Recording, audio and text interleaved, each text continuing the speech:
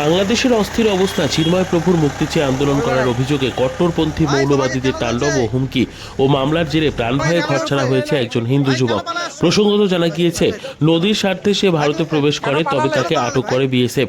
রাজগঞ্জ ব্লকের করতোয়া নদীর সাঁতরে ভারতে প্রবেশ করে তাকে আটক করে বিএসএফ। ওই যুবককে তুলে দেওয়া হয় রাজগঞ্জ থানার পুলিশের হাতে। যুবককে জিজ্ঞাসাবাদ করবার পর তাকে গ্রেপ্তার করে পুলিশ। বুধবার তাকে জলপাইগুড়ি জেলা আদালতে তোলা হয়। যুবকের নাম জীবন বর্মন, বয়স 21 বছর। যুবকের বাড়ি জানা গিয়েছে বাংলাদেশের রংপুর জেলার ঠাকুরগাঁও গ্রামে। সেই ঠাকুরগাঁও গভর্নমেন্ট কলেজের বিএ প্রথম বর্ষের ছাত্র।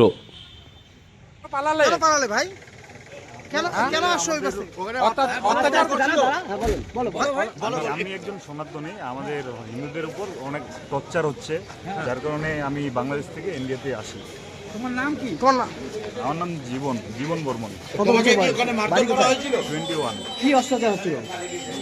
আমাদের হিন্দুদের উপর খুব টর্চার হচ্ছিল।